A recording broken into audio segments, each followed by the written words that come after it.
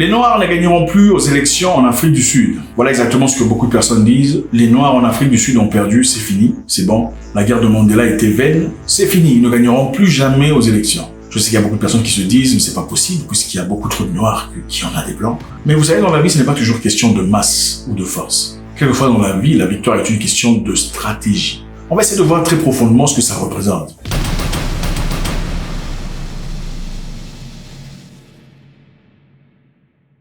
Le ministre sud-africain de l'Intérieur vient de lancer un nouveau portail de rétablissement de citoyenneté. Ceci évidemment permettant aux personnes de vérifier et de récupérer leur statut de citoyen en ligne. Le ministre sud-africain, ce monsieur de l'Intérieur, oui, ce n'est pas un noir, vient d'établir un portail, donc un moyen en ligne de pouvoir récupérer sa citoyenneté pour ceux qui l'ont perdu.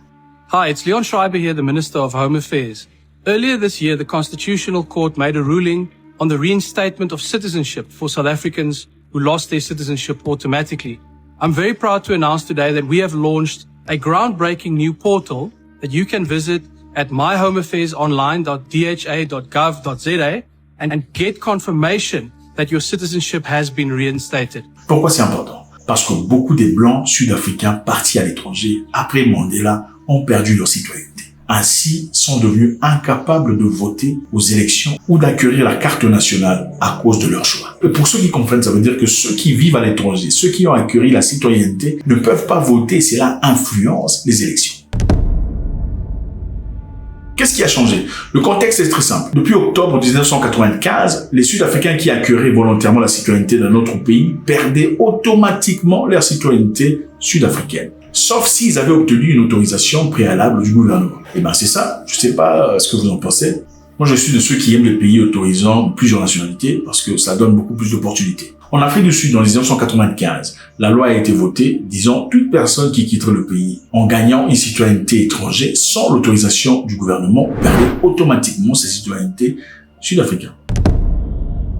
Ça évidemment c'était en 1995, juste à la sortie de Mandela. C'est au moment-là que les Noirs ont décidé sur cette loi. 30 ans plus tard, le 6 mai 2025, la Cour constitutionnelle a déclaré que cette règle était inconstitutionnelle. Elle a confirmé que toute personne ayant perdu sa citoyenneté en vertu de cette disposition est désormais considérée comme l'ayant jamais perdue. Donc toutes les personnes, principalement blanches, qui ont quitté l'Afrique du Sud en gagnant la citoyenneté australienne, anglaise ou canadienne ou autre chose, ont maintenant droit de redevenir sud-africains et avec ça aussi gagnent la possibilité de pouvoir voter aux élections. Pour comprendre le présent, quelquefois il faut rentrer en arrière pour voir le passé. En 1895, les Européens se réunissent à Berlin pour discuter sur comment se partager l'Afrique. Pourquoi c'était nécessaire? C'était simple. L'objectif était, nous partons en Afrique, un continent riche qui regorge de sources presque intarissables, de pétrole, d'or, de diamants, de lithium. Nous y allons pendant qu'il y a des sauvages, mais on fera un effort énorme pour pas qu'on s'entretue entre nous là-bas. Et pourquoi c'était nécessaire?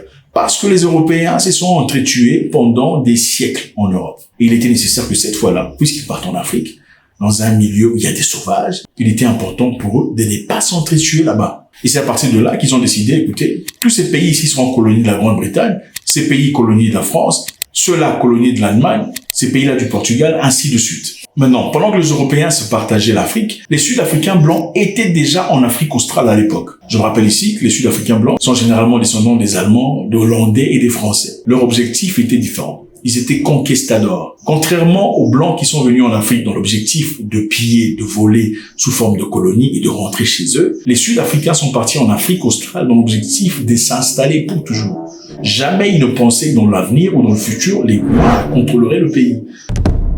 Alors, évidemment, arrivés en Afrique du Sud, ils ont naturellement créé une séparation entre eux et les Noirs indigènes. En 1913, ils créent ce qu'ils appellent le Native Land Act. Le Native Land Act voulait simplement dire que désormais, les Noirs, ils ont plus de terre. Fini. Vous ne pouvez plus acheter des terres, même si vous avez de l'argent.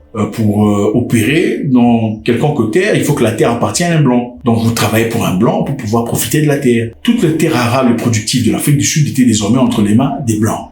Les Noirs étaient jetés dans les coins où il y avait absolument rien, dans des bidonvilles. Fast forward, en 1948, on officialise l'apartheid. C'est alors là que les Noirs et les Blancs sont complètement séparés. Il y a désormais un transport pour Noirs, un transport pour Blancs, restaurant pour Noirs, restaurant pour Blancs, un banc pour Blancs, un banc pour Noirs, une plage pour Blancs, une plage pour Blancs. Les relations entre Blancs et Noirs étaient complètement interdites.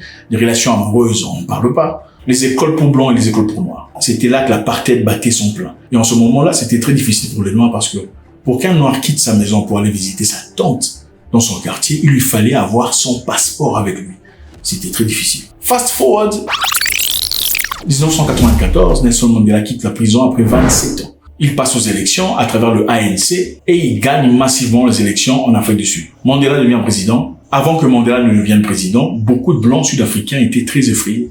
Ils pensaient que si les Noirs prenaient le pouvoir, les Noirs feraient de ce que eux avaient fait aux Noirs dans le passé. Donc il y avait une peur blanche. On se disait évidemment, quand vous faites du mal à une personne, il est tout à fait naturel que la personne réplique d'une certaine façon. Et beaucoup de blancs en ce moment-là, quand Mandela a gagné aux élections, ont décidé de quitter le pays. Nombreux sont partis en Australie, en Nouvelle-Zélande, en Angleterre, au Canada et ailleurs. Alors une année plus tard, pendant le règne de Mandela, les Sud-Africains votent une loi, les Noirs évidemment, qui dit que les Sud-Africains qui acquéraient volontairement la citoyenneté d'un autre pays perdaient automatiquement leur citoyenneté sud-africaine, sauf s'ils avaient obtenu une autorisation préalable du gouvernement. Évidemment, ceux qui sont partis n'ont pas demandé l'autorisation du gouvernement pour devenir Australiens ou Canadiens.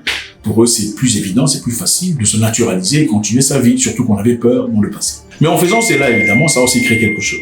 Toutes ces personnes parties à l'étranger ne pouvaient plus voter au nom de leur parti politique au pays. Ainsi, était une façon de garder le ANC de Nelson Mandela au pouvoir. Malheureusement, tout a changé très rapidement. Je vous rappelle que le ministre est là, vous le voyez, c'est un blanc du DA. DA, ce n'est pas la partie politique de Nelson Mandela. Et vous posez la question de savoir comment ça se fait que le monsieur qui est blanc devient ministre de l'Intérieur dans un pays qui s'est battu longtemps contre l'apartheid. Ceci, évidemment, expliquera tout cela. Malheureusement, avant d'arriver au pouvoir, les Noirs ont fait beaucoup de promesses aux Noirs, comme on le fait généralement.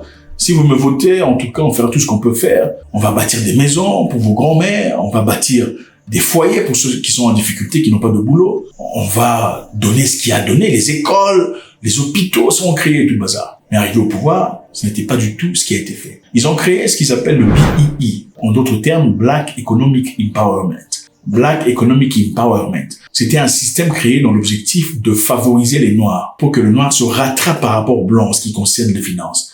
Comment est-ce possible? Le gouvernement, par exemple, pourrait avoir besoin d'un contracteur, une personne pour bâtir les routes ou les hôpitaux. Parce que le gouvernement ne bâtit pas les routes ni les hôpitaux. Ils ont besoin des contracteurs. Alors, quand on fait une demande de marché, il y a des candidats qui se présentent. Et les candidats peuvent venir de n'importe où. Alors, le gouvernement, à travers le BEE, disait, si pour un travail, pour un marché, il y avait un candidat blanc et un candidat noir qui ont les mêmes qualifications et les mêmes qualités, on favorisera d'abord le candidat noir. Pourquoi? Parce que ses ancêtres et ses aïeux ont traversé des moments difficiles. Il lui faut se rattraper en termes de finances. C'était ça l'objectif du BEE. Mais en fin de compte, le BEE s'est transformé en autre chose. En quoi? Les gens prenaient ces opportunités. Au lieu de chercher des gens compétents pour construire des ponts, ils sont partis chercher des gens de leur famille, c'est-à-dire des cousins, des neveux, des gens qui n'ont aucune expérience sur comment construire les ponts. Et qu'est-ce qui se passait après? Quelque temps, après avoir donné beaucoup d'argent à cette personne, ce contracteur, vous verrez, une semaine plus tard, le pont se casse. Et c'est ça qui a créé la frustration chez pas seulement les Blancs, les Noirs aussi d'ailleurs. Parce qu'en fin de compte, à travers toutes ces choses qu'ils ont promis aux Noirs, la finalité c'était quoi? C'était les politiciens qui s'enrichissaient. C'est eux, au lieu de construire les hôpitaux, qui construisaient des maisons pour leurs deuxième, troisième, quatrième femmes. C'est eux, au lieu de construire des routes et des hôpitaux, qui achetaient des voitures pour leur famille. Fast forward.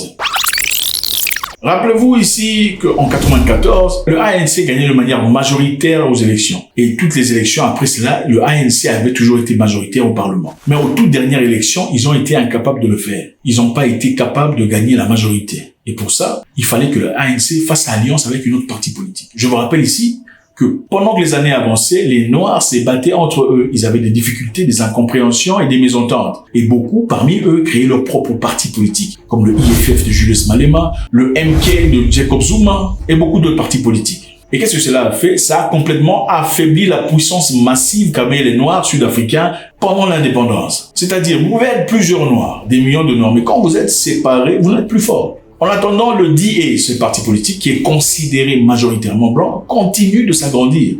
Maintenant, la frustration des Noirs qui sont déçus de leurs frères noirs, qui ont promis d'améliorer le pays, la frustration des Blancs qui veulent changer le pays, comme ils veulent que ça soit, crée maintenant des partis politiques qui sont mixtes. Le ANC était incapable de gagner la majorité, ils se sont trouvés obligés de coopérer avec le DA, qui est un parti politique majoritairement blanche, pour gagner la majorité au Parlement. C'est-à-dire, ils ont mis à côté les IFF, ils ont mis à côté MK, ils ont mis à côté tous les Noirs, ils ont choisi les Blancs. Et c'est avec eux qu'ils sont ensemble. Et c'est comme ça que ce ministre est devenu ministre de ce gouvernement. Évidemment, le ministre, bien qu'il soit ministre dans ce gouvernement ce gouvernement d'union, il reste fidèle à son parti politique. Il voudrait donner beaucoup d'opportunités, si possible, à son parti politique, chose qui est tout à fait naturelle. Et dans ce cas, leur redonner la possibilité de pouvoir redevenir sud-africains afin de voter pour que son parti politique gagne. Alors, la question la plus importante ici est celle-ci. Est-ce que la fraternité se limite à la couleur de peau? Sommes-nous frères simplement parce que nous avons la même couleur de peau? Même si, au lieu de construire un hôpital pour que ma mère y soit soignée, tu as dépensé de l'argent pour ta deuxième, troisième, quatrième femme. Sommes-nous toujours frères si au lieu de s'assurer que les services fonctionnent, tu attribues les possibilités, les opportunités à tes membres de famille, à mon détriment? Comment pourrais-je considérer une personne blanche ou asiatique qui fait les choses conformément à mes attentes pour me progresser, en créant des routes, des écoles pour que mes enfants y aillent? Est-il toujours étranger par rapport à moi? Ou la fraternité, en fait, c'est simplement soutenir ou faire ce qu'il faut faire correctement quand il faut le faire. Le ministre Dr Léon Scherbert a déclaré que le porté s'inscrit dans la transformation numérique la plus large visant à offrir des services les plus efficaces. Cette décision est prise pour restaurer la dignité de tous ces Sud-Africains qui ont quitté le pays. Faites-moi savoir ce que vous en pensez. Quelles leçons vous apprenez de cette histoire? C'est toujours avec beaucoup de plaisir. Bonne nuit.